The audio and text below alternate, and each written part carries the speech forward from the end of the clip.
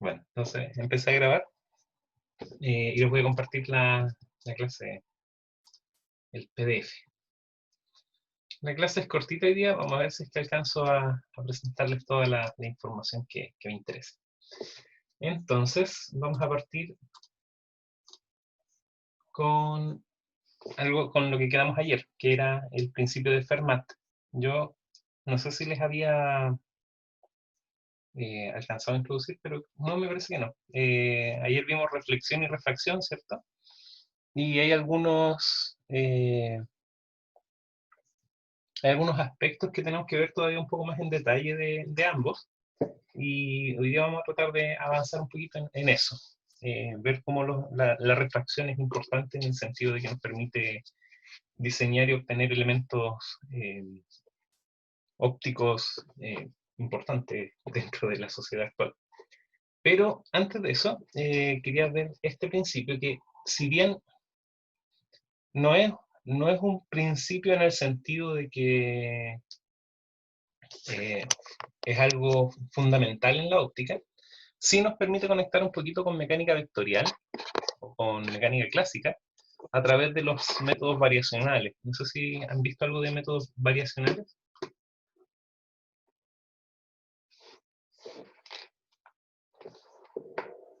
Un poquito, profe. Ya. No, pero no se requiere tampoco mucho conocimiento en el tema.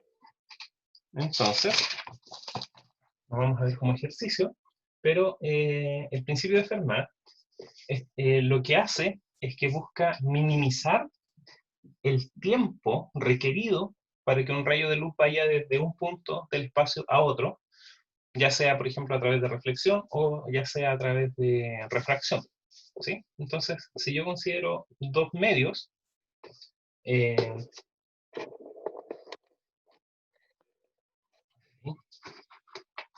desde cámara,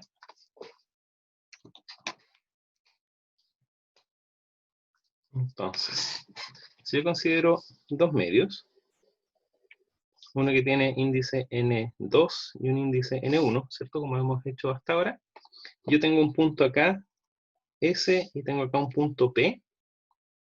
Entonces, ¿cómo lo hago para llegar desde este punto a este punto, ¿cierto? Si es por geometría, como por distancias, esto debería ser simplemente, tomo una recta, y de esa forma tengo la distancia más corta entre esos dos puntos, ¿cierto? Que sería la línea recta. Pero, como acá tengo un índice N1 y acá tengo un índice N2, eso significa que la velocidad acá de propagación es una velocidad 1 y la velocidad acá es una velocidad 2. No sé si ustedes saben cuál es la forma más rápida o la forma en que se tarda menos tiempo en cubrir una distancia vertical a un objeto, considerando el campo gravitacional. ¿Han visto eso?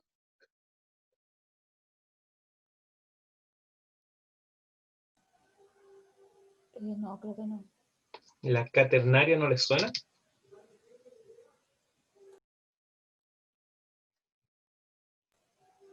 Sí. Eso sí les suena. Ya, la caternaria lo que hace es que justamente, si yo tengo dos puntos conectados con un campo gravitacional, ¿cierto?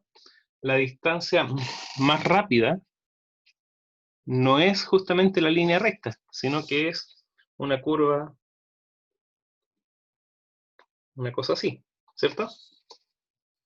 ¿Sí? Esta de acá es la distancia más corta, pero esta de acá es la que tiene el tiempo más corto. ¿Sí? Entonces aquí hay un proceso de minimización del tiempo. Lo que buscamos es encontrar el camino más corto que nos permite, no más corto, el que tenga menos, el que demore menos tiempo en llegar de ese punto a ese punto. Entonces acá vamos a hacer lo mismo. Lo que necesitamos es determinar cuál trayectoria, considerando la propagación rectilínea de la luz, nos va a dar el tiempo mínimo. Entonces yo podría bajar, por ejemplo, acá en línea recta, y podría moverme acá hasta el punto S, o podría bajar desde el punto S directo a la intersección, moverme acá en línea recta, y básicamente yo creo que casi todas las trayectorias, como pensando en el camino óptimo, cualquier trayectoria que esté como dentro de esto podría ser tal vez el caso óptimo para viajar desde el punto S al punto P, donde se tenga el tiempo mínimo, ¿sí? Entonces ese es el objetivo ahora de este cálculo.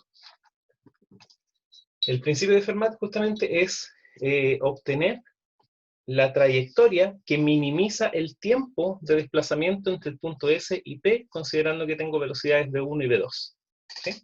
Entonces, para eso tenemos la geometría que tengo en la pizarra, en la transparencia. Entonces, utilizando el principio de Fermat y la geometría descrita en la siguiente figura, determine el tiempo mínimo para viajar desde el punto S hasta el punto P.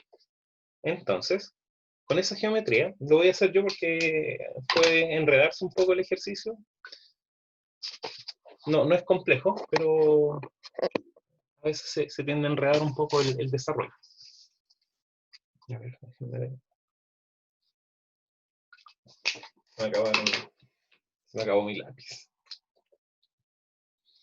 A ver, entonces, si se fijan bien en la geometría que tenemos, estamos considerando acá un ángulo, estoy en el pizarrón, o sea, en el PPT por si acaso. Tengo acá el punto S y tengo el punto P. Tengo acá definido, ¿cierto?, este ángulo de arriba, que es la normal con el rayo incidente, como θ sub i, y tengo la normal con el rayo que pasa, ¿cierto?, como θ sub t. Vamos a definir esta distancia desde el punto S hasta la interfaz como h. Vamos a poner desde la interfaz hasta el punto P, ¿cierto?, como la distancia b. Entonces tengo h más b como esta altura total.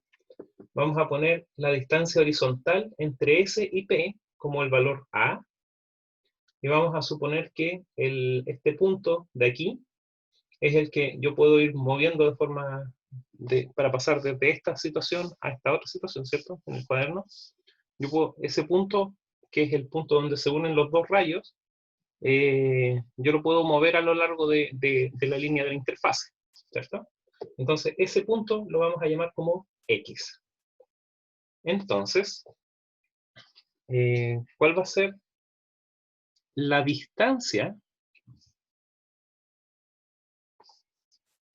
que voy a tener? Entonces, vamos a tomar aquí este punto X y acá es el otro punto. Entonces, la distancia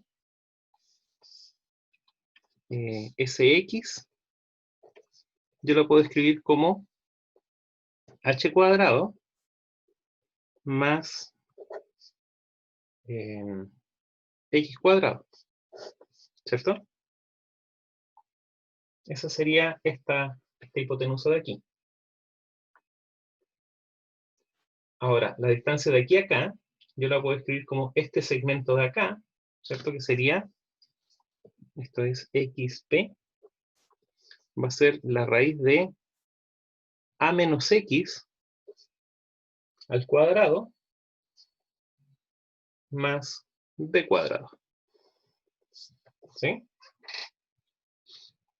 Esas son las distancias. Ahora, ¿cuál es el tiempo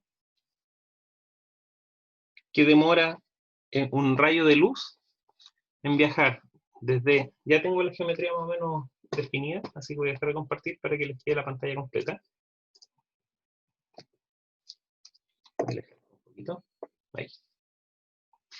Entonces, ¿cuánto es el tiempo ahora que demora el rayo de luz en salir desde S, llegar hasta X y después llegar hasta P? Bueno, voy a tener acá la velocidad en el medio 1, ¿cierto? Acá tengo la distancia, entonces el tiempo va a ser la distancia Sx, ¿cierto? Dividido por la velocidad 1. Más el tiempo que demora en recorrer xp dividido por la velocidad 2. ¿Sí? Eso es el tiempo que demora este sistema en recorrer esta distancia. Entonces, eso lo puedo escribir como la raíz de h cuadrado más x cuadrado dividido en b1 más la raíz de a menos x al cuadrado más b cuadrado dividido por b2. ¿Sí? Ahora, ¿cómo puedo minimizar este tiempo? Igual como lo hacemos en cálculo 1. Lo que tengo que hacer es tomar la derivada de t, y esto es un poco raro, pero es la derivada de t con respecto a x. ¿Sí? Porque ahora lo que estamos buscando es minimizar t fijando la posición de x. Por eso hacemos la derivada de t con respecto a x. Entonces, esto me queda. La derivada de esto con respecto a x va a ser 2x dividido por b1, está bien, ¿cierto? Sí, b1 raíz de h cuadrado más x cuadrado más, me falta un menos, ¿cierto? Porque esto era, no estaba bien, era más. 2x, eso, más la derivada de esto, que sería menos 2x, ¿cierto? Por este menos de acá, dividido por b2, por la raíz de a menos x al cuadrado más b cuadrado. ¿Sí? ¿Está bien esa derivada? ¿Les da lo mismo a ustedes? Profe, ¿por qué era el derivado por X? Porque aquí lo que me interesa es determinar el tiempo mínimo, ¿sí? Acá yo tengo el tiempo expresado en distancia partido por velocidad. Entonces yo aquí tengo varios tiempos dependiendo de la posición de x. ¿Sí? Y lo que yo busco entonces es cuál es la posición de x donde este tiempo tiene un mínimo. Entonces para eso, como estoy buscando un mínimo o un máximo, dependiendo la derivada, el valor de la derivada, bueno, en este caso va a ser un mínimo, entonces yo tomo la derivada de t, pero ahora con respecto a la variable, que sería x. Entonces por eso hago el dta de x. Y ese va a dar la posición del punto X. Claro, esta derivada, si yo la igualo a 0, ¿cierto? Me va a dar una posición donde el x donde la curva se hace mínima. Ya. ¿Sí? ¿Más dudas? ¿Nada por ahora?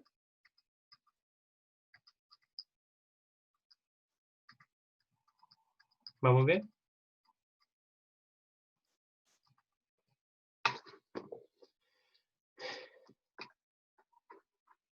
Bien.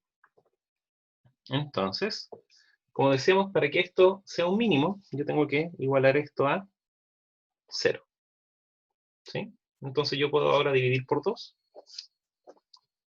Y me va a quedar entonces la siguiente igualdad. X sobre raíz de h cuadrado más x cuadrado de 1 sobre b1 igual a x dividido en raíz de a menos x al cuadrado más b cuadrado 1 sobre b2. Y ahora vuelvo a la geometría de nuestro problema.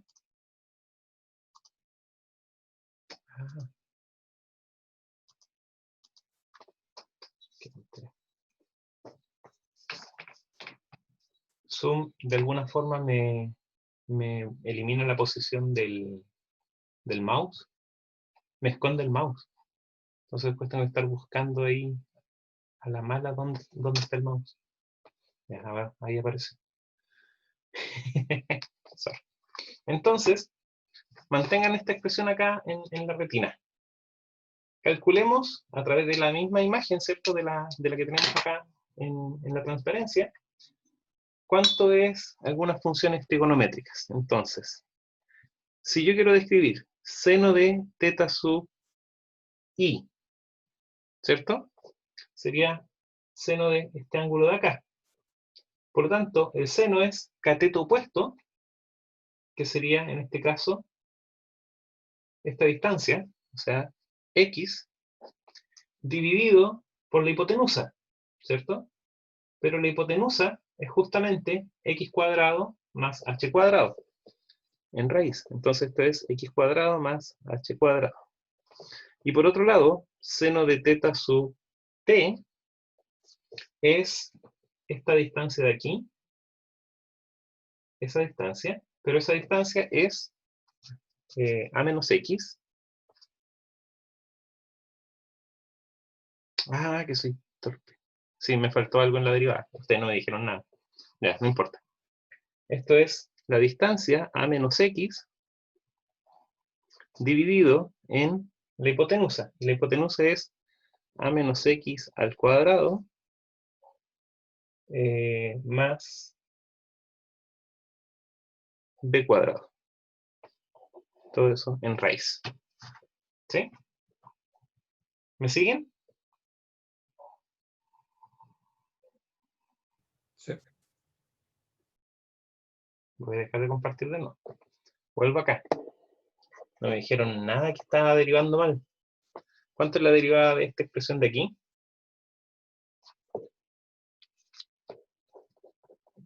Sí, profe, faltó multiplicar por 2a menos x. ¿Cierto? Por el signo menos. ¿Cierto? Es bajo el 2, multiplico eso y me falta acá el signo menos de acá. Entonces esto de aquí nunca fue. Y este 2a menos x ahora sí es el correcto. Por lo tanto acá me queda igual a menos x. ¿Sí? Y si se fijan, acá tengo x sobre esto de acá. Por lo tanto esta expresión de aquí, seno de teta sub i, y este de acá me queda a menos x dividido por esta raíz. Entonces esto de aquí, seno de teta sub t. Y por lo tanto, llego a que seno de teta sub i dividido por b sub 1 tiene que ser igual a seno de teta sub t dividido por b sub 2. ¿Les suena conocida esa expresión?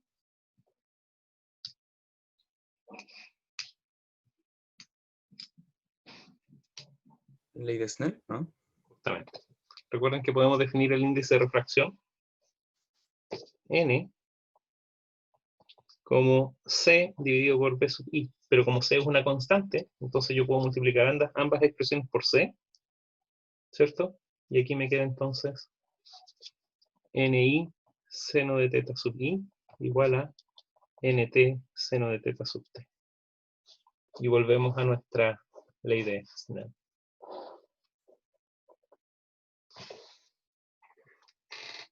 Entonces, a través de minimizar el tiempo que demora el haz en viajar desde el punto S al punto P, minimizando ese tiempo, igual recuperamos la ley de Snell. Les repito, esto es un ejercicio matemático. Desde el punto de vista de fundamento de la óptica, no tiene ningún fundamento, pero sí coincide que el desplazamiento de la luz a través del material cumple con el tiempo mínimo para la trayectoria. Es casi una curiosidad, pero sí permite definir algunos conceptos que son importantes. Por ejemplo, cuál es el camino óptico, cuál es la longitud de camino óptico, etc. Eso lo vamos a ver en unos minutitos. Vuelvo al mouse. ¿Les quedó alguna duda en el ejercicio?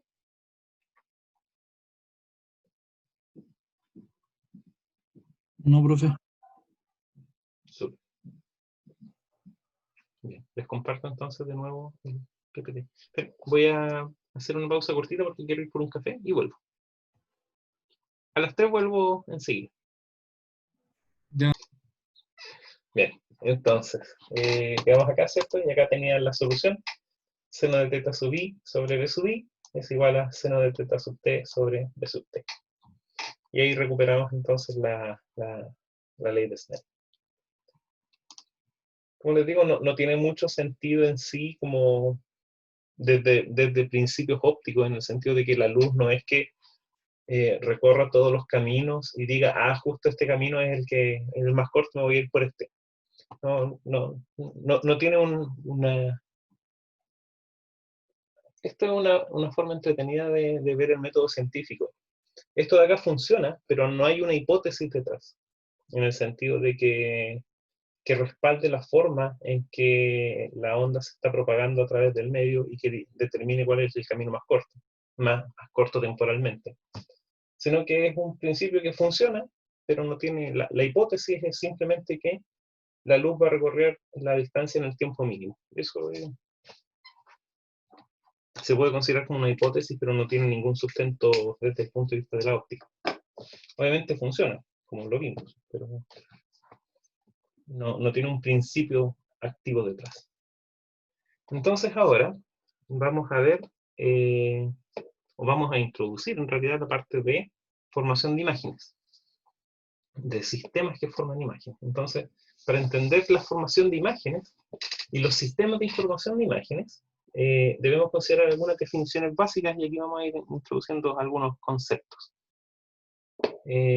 La superficie de un objeto, ¿cierto?, puede emitir luz, ya sea por cuenta propia o reflejando luz externa, ¿sí? Aquí tengo un... A ver, lo puedo mostrar bien. Parece que tengo...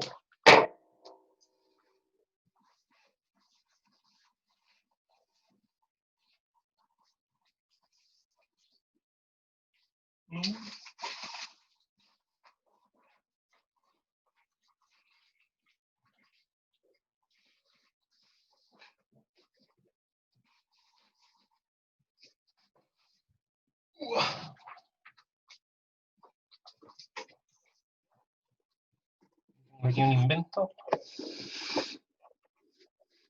Una cajita. En realidad es una caja que es casi completamente negra. ¿Se me aguanta ahí?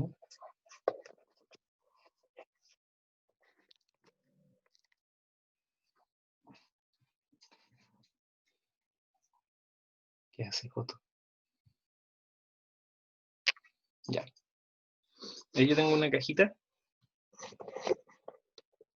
que es negra.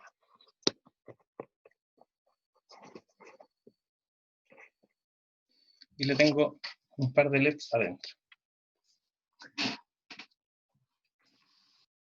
Entonces,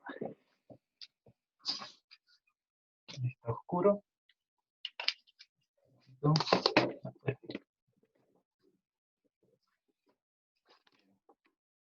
Aquí, a ver, déjame cambiar de cámara para poder mostrarles. Yo aquí tengo plumón rojo y azul. Denme un segundo. No, vamos.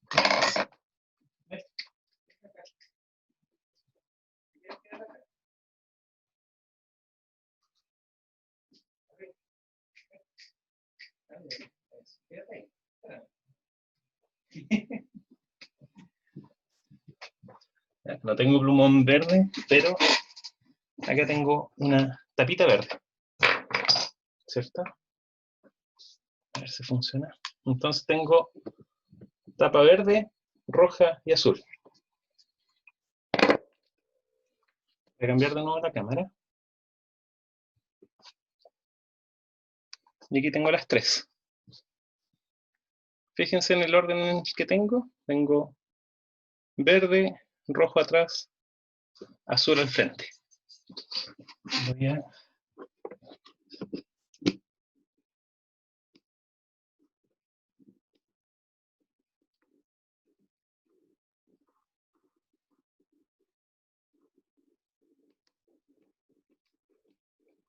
Problemas de iluminación. Ahí sí.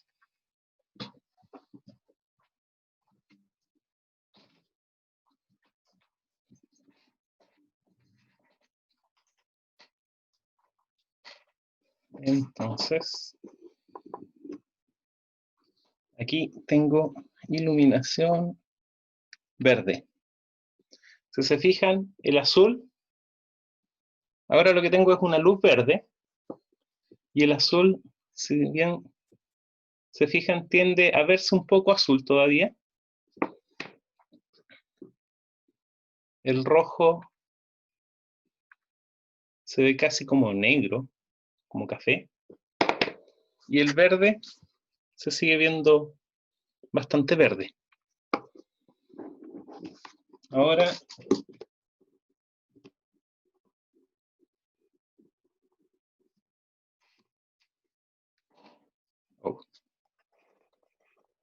tengo una luz roja.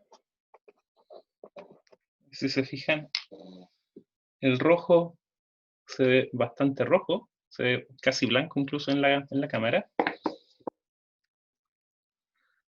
El azul queda un poco saturado. En realidad el azul se tiende a ver como medio rojo por el reflejo, y las otras zonas que no les da el reflejo directo se ve como negro. Y esta es la tapa verde, que también se ve bastante negra. ¿Sí? Claro, donde refleja el rojo se ve rojo, pero en la otra zona se ve negra. Y por último, cuidado, permiso con los ojos. Tengo un LED azul. Y con este LED azul, el verde también se ve como negro. Bueno, ahí. Claro, se ve el reflejo azul, pero se ve negro. El rojo se tiende a ver como negro también. Igual aparece un poco de rojo. Y el verde se ve como azul. Bueno, en persona esto se ve bastante mejor. La cámara no logra apreciar toda la gama de colores que tiene el sistema. Pero, de todas formas, se puede apreciar que el verde desaparece. O sea, déjame ver si es que lo puedo iluminar un poco. Si es que cambio la iluminación con luz blanca, ahí aparece el verde nuevamente. Y ahí se nota la diferencia, por ejemplo, en el rojo. Ahí está iluminado. Y ahí está sin el... con y sin iluminación. Si coloco... Ah, no tengo más lámparas. Bueno, hay una forma en que vemos los objetos. Y a eso iba este experimento.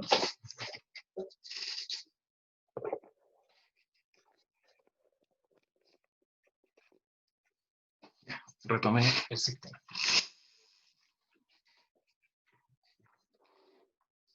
Aquí iba con este experimento. Los objetos tienen dos posibilidades, entre comillas. Emiten luz por su cuenta o reflejan la luz que llega hasta ellos. ¿Cierto? Entonces, ahora sí. Un objeto, por ejemplo una lámpara, emite luz porque tiene un mecanismo para emitir luz, entonces toda su superficie está emitiendo luz. Pero un objeto emite luz solamente a través de la luz que refleja. Obviamente estamos hablando de luz visible, porque todos tienen una huella infrarroja, como vimos al principio, producto de la emisión térmica. Pero desde un punto de vista óptico, de luz visible, el objeto emite la luz que refleja a través de la superficie. Y en el caso, por ejemplo, de un plástico, entonces este objeto por un lado, refleja una parte de luz, pero también transmite luz. Entonces, tenemos dos formas de emisión de luz, que serían una fuente propia que emite luz, o fuentes secundarias, producto del reflejo de la luz que está llegando sobre estos objetos. Y el color que nosotros apreciamos en los objetos, nuevamente también tiene dos posibilidades, en realidad son varias posibilidades, pero dentro de todo está la opción de que el objeto emita luz con una longitud de onda específica, ¿cierto? Como sería el caso de la fluorescencia de algunos materiales, o está la opción de que el objeto refleje o absorba algunos colores o algunas longitudes de onda con mayor o menor intensidad. ¿Sí? Por ejemplo, a ver si tengo una mano.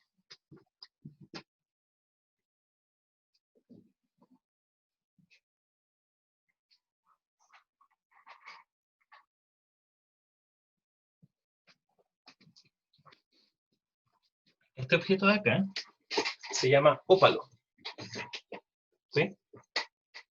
Es un elemento artificial, pero sirve para lo que quiero como experimento. Entonces, a ver si lo puedo cambiar de cámara.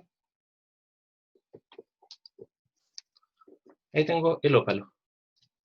Si se fijan, desde la cámara, ustedes tienden a ver un reflejo un poco azulino. ¿Sí?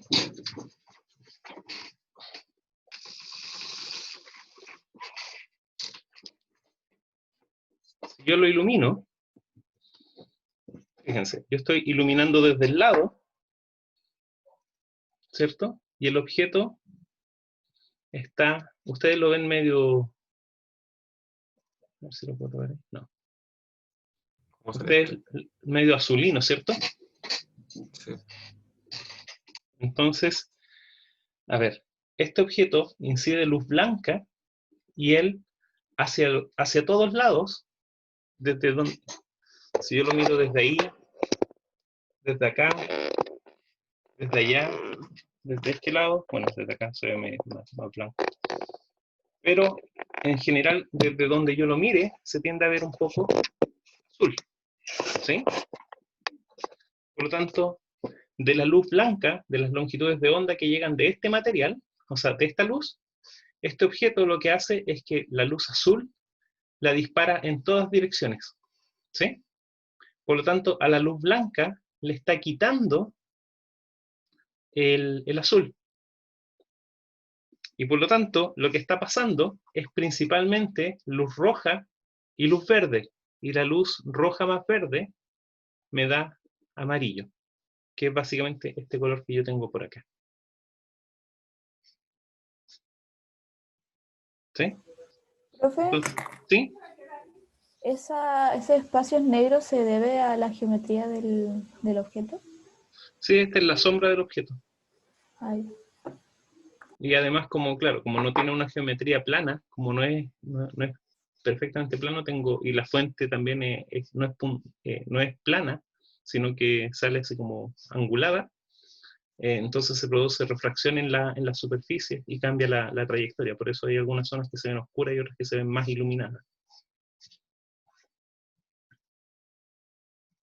Bueno, los ópalos tienen la gracia de que en general uno tiene una especie de atardecer en la mano.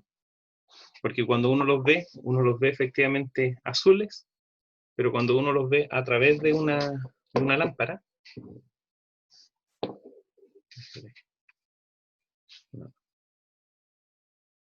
uno los tiende a ver más rojizos. No, se satura. Pero aquí es evidente, si yo veo el ópalo desde cualquier lado, se tiende a ver azul, pero si yo lo veo a través, o sea, si veo la fuente directa de iluminación, se tiende a ver rojo, como este color de acá. Entonces el ópalo tiene justamente la gracia de que actúa bajo el mismo principio que funciona el cielo, el scattering de la luz a través de las partículas del aire. y por lo tanto produce atardeceres en la palma de la mano. Por eso tenemos cielo azul y atardeceres rojos. Ahí lo vamos a ver tal vez un poco más en detalle.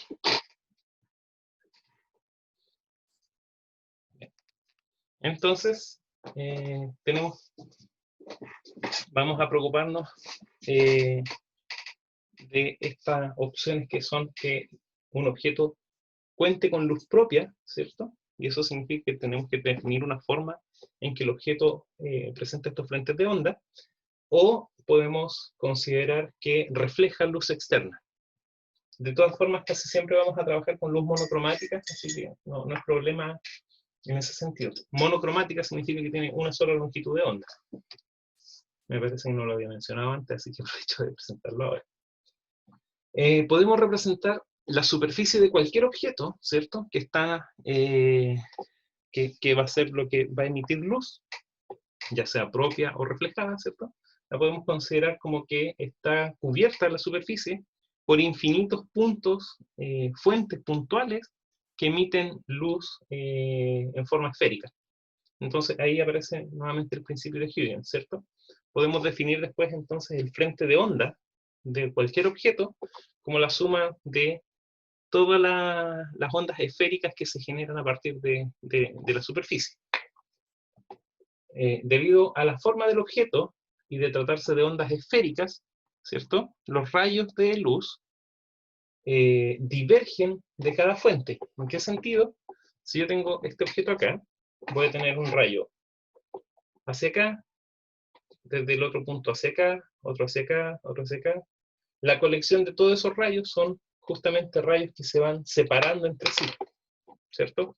Van todos abriéndose, y por eso tienen divergencia, o se divergen con respecto a la fuente.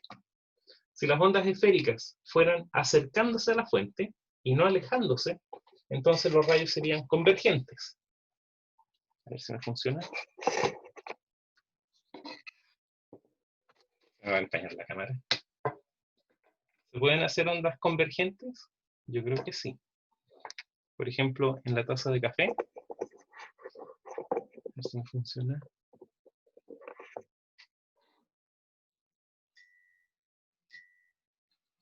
No las alcanzan a ver. Es una fuente puntual.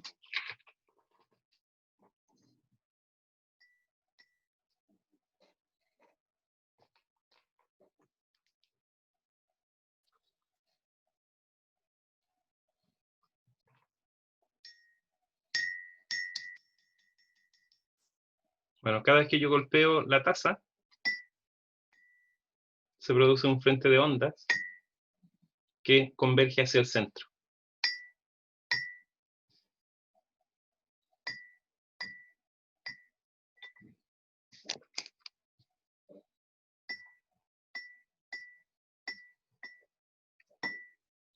Entonces, en ese caso, estaría generando una onda esférica que va acercándose hacia el centro. Obviamente después pasa de largo y se vuelve hacia los extremos. No me quedó tan bueno como quería, pero se pueden hacer frentes de onda que vayan acercándose hacia un punto. Esa es la parte importante. Si las ondas se fueran acercando a la fuente o a un punto, ¿cierto? Entonces tendríamos rayos convergentes. Y básicamente eso es lo que permite la formación de imágenes. Entonces, vamos a definir el foco como un punto desde el cual una porción de una onda esférica diverge, o uno hacia el cual el segmento de onda converge, o sea, desde el punto en el cual se emiten ondas esféricas, vamos a llamar foco, o al punto en el cual convergen las ondas esféricas, ¿sí? Cualquiera de los dos forman un foco del haz de rayos, ¿sí? Llamaremos sistema óptico a un grupo de elementos compuestos por superficies reflectoras y refractoras. Reflectoras, las superficies que reflejan la luz, y refractoras, obviamente, las superficies que refractan la luz. Por regla general, de la infinidad de rayos que emanan desde una fuente puntual, solo uno pasa a través de un punto específico cualquiera en el espacio. ¿Sí?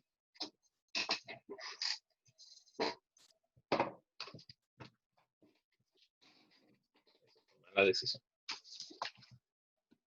¿A qué se refiere esto? Si yo considero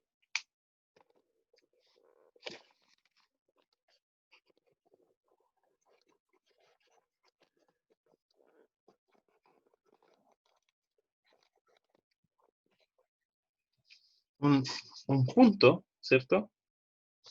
Desde el cual yo estoy emitiendo rayos de luz. Entonces, como es una fuente puntual, si yo considero un punto P en el espacio, uno y solo un rayo de todos los que yo estoy emitiendo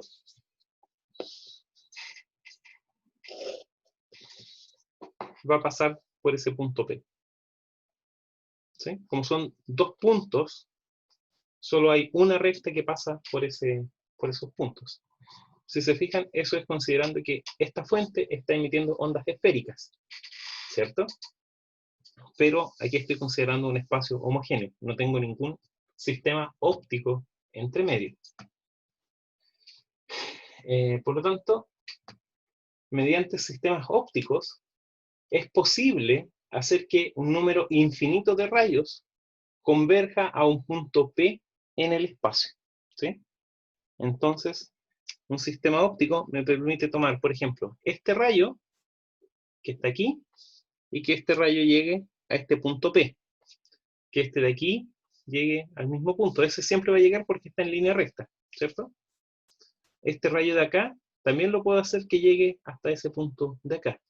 Por lo tanto, para poder hacer eso, yo necesito tener algún sistema óptico que me permita justamente cambiar estas trayectorias de los rayos.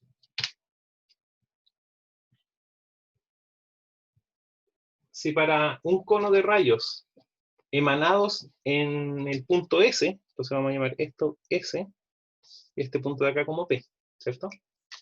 ¿Por qué? Esto es por fuente en inglés, source. ¿Sí? Y este es el punto P en el espacio. No sé por qué el P, pero el S es por la fuente. Entonces, para un cono de rayos emanados en S, ¿a qué se refiere un cono? Con que de toda la superficie esférica, nosotros nos centramos en una pequeña área, entonces en esa área atraviesan una cierta cantidad de rayos y forman una especie de cono asociado a esa superficie. ¿Sí? Es como en el ángulo sólido de la esfera. Entonces, para un cono de rayos emanados en el punto S, entonces existe un cono de rayos que pasa a través de un punto P. Si existen esos, o sea, si para un conjunto de conos de acá, yo los logro hacer converger a un punto P acá, entonces ese sistema, compuesto por los puntos S y P, se conoce como un sistema estigmático. ¿Sí? Acá. Si es que en un sistema óptico tengo estos puntos S y P, donde uno emite luz y el otro converge luz, entonces esos sistemas son estigmáticos. La energía de los rayos emitidos en el cono, desde el punto S, ¿cierto? Esto está emitiendo energía electromagnética, entonces ahora esa energía es guiada y concentrada ahora en el punto P. Cuando sucede eso, entonces se habla de que se tiene una imagen perfecta del punto S. ¿Sí? Entonces ahí tengo más o menos el mismo esquema que hice acá, más o menos. Acá tengo la fuente que está emitiendo ondas esféricas. Tengo un sistema óptico que todavía no he definido cómo es, pero me permite hacer que ahora todos esos haces que estaban saliendo acá converjan hacia un único punto P.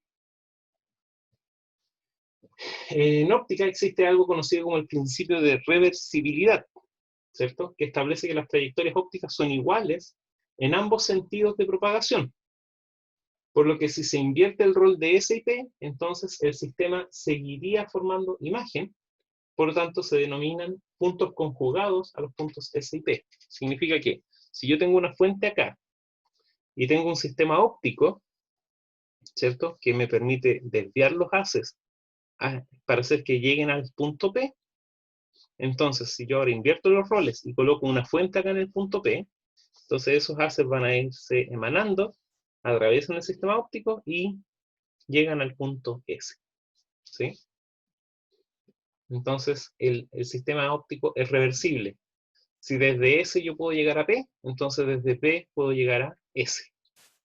Eso tiene que ver con una invariancia temporal. Si yo dejo que el tiempo avance como avanza normalmente, yo voy a tener ondas emitiéndose desde aquí hacia acá. Pero si yo propago el tiempo en forma inversa, o sea, hago que el tiempo retroceda, entonces yo voy a tener como actuando como fuente, y va a hacer que converjan los haces ahora en este otro punto, ¿sí? Por eso se llaman puntos conjugados. Como se trata de objetos tridimensionales, el espacio donde la fuente de luz u objeto, donde está el objeto, ¿cierto?, que es el que estamos considerando que es el emisor de luz, se llama entonces, esto está en el espacio, es el espacio objeto. Y la región en donde se forma la imagen, que sería ahora en este sector del punto P, se llama espacio imagen. Es importante destacar que debido a que para formar imágenes se recoge un segmento de la onda esférica, ¿cierto? Esta onda esférica yo no la puedo hacer, no tengo una forma en que todos los rayos que se emiten desde acá lleguen a este punto de acá, ¿sí? Siempre voy a trabajar con algún segmento o un subconjunto de rayos, ¿cierto? Y esos son con los que yo voy a poder formar la imagen en este punto de acá. Entonces, como estoy trabajando con menos haces, ¿cierto?, la calidad y resolución de la imagen siempre es acotada, ¿sí? No puedo producir una imagen perfecta de este objeto en este otro punto de acá, ¿sí? Siempre estoy acotado producto de la cantidad de haces, y además, si pudiera incluso recoger todos los haces que salen desde un objeto, aún así también estoy limitado por otro problema que se conoce como difracción de las ondas. Y la difracción es un tema que tenemos que ver más adelante, pero la resolución óptica siempre está acotada por la implementación física del sistema. Yo creo que lo voy a dejar hasta aquí, chicos. Esos son como los principios de funcionamiento de los sistemas ópticos para formación de imágenes. Lo que nos queda son lentes, y la parte de lentes yo creo que se la voy a grabar en un... O sea, nos queda la parte de lentes y espejos. Y eso yo creo que se los voy a grabar en la clase que tengo pendiente de 2 horas de hace varios viernes pasados. Así que esa va a quedar como asincrónica. Yo creo que se los voy a grabar mañana, así tienen tiempo para que la puedan revisar de aquí al miércoles. No sé si tienen dudas, chicos. No, profe. Quedamos hasta aquí entonces. Voy a detener la grabación.